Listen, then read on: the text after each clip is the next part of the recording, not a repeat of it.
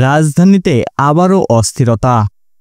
সাপ্তাহিক ছুটির সকালে যখন শহরটা ধীরে ধীরে জেগে উঠছিল, ঠিক তখনই ঘটে গেল এক ভয়ঙ্কর ঘটনা। মিরপুরের রাস্তায় হঠাৎ আগুন, গুলির শব্দ আর আতঙ্কে ছুটে বেড়ানো মানুষ।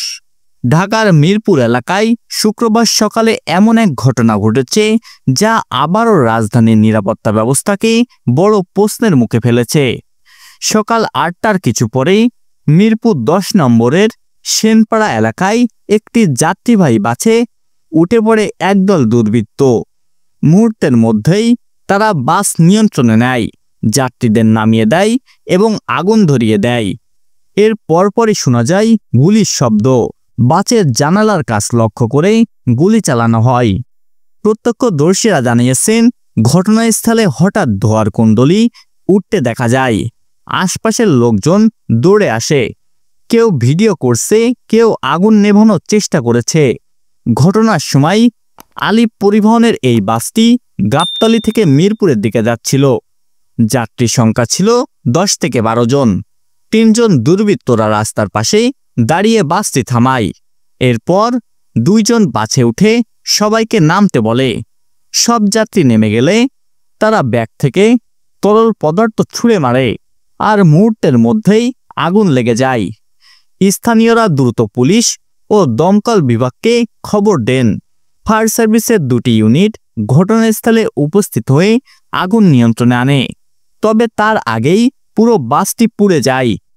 কাপরুল থানার ওসি মোহাম্মদ আব্দুল আল মামুন সাংবাদিকের বলেন, সকালে মেট্রো রেলের ২৬৬ নম্বর পিলারের নিচে এই ঘটনাটি ঘটে। আলিপ পরিবহনের একটি বাসের গতিরোধ করে ৩ জন দুর্বৃত্ত ২ জন গাড়িতে ওঠে সবাইকে নামিয়ে দেয়, তারপর আগুন ধরিয়ে দেয়। এরপর নিচে থাকা একজন বাসের জানলায় গুলি চালায়। তিনি আরও বলেন, প্রাথমিকভাবে মনে করা হচ্ছে এটি আলিপ পরিবহনের অভ্যন্তরীণ কোন্দলের ফলাফল।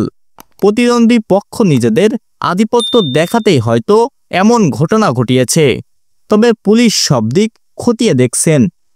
কোনো রাজনৈতিক সংযোগ আছে কিনা সেটাও তদন্তের অন্তর্ভুক্ত করা হয়েছে। একজন স্থানীয় দোকানি বলেন, আমি দোকান খুলছিলাম, হঠাৎ দেখি বাস থামল। ২ জন লোক উঠে গিয়ে সবাইকে চিৎকার করে নামাচ্ছে। কয়েক সেকেন্ড পরেই আগুন, তারপর গুলির শব্দ, মানুষ দৌড়াচ্ছে, কেউ কাঁদছে। ভয়ঙ্কর অবস্থা ছিল। বাংলাদেশের বাস মালিক ও শ্রমিক সংগঠনগুলোর মধ্যে দীর্ঘদিন ধরে এলাকা ও রুট নিয়ে আধিপত্যের লড়াই চলছে। অনেক সময় দেখা যায় এক পক্ষ অন্য পক্ষের গাড়ি রাস্তায় নামতে বাধা দেয়, হামলা করে বা আগুন লাগায়।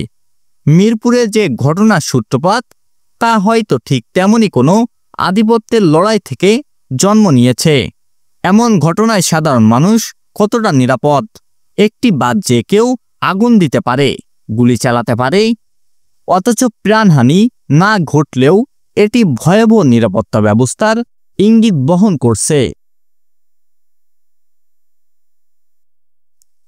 দর্শক, ওয়ার্ল্ড নিউজের পক্ষ থেকে এই ছিল এখনকার মতো।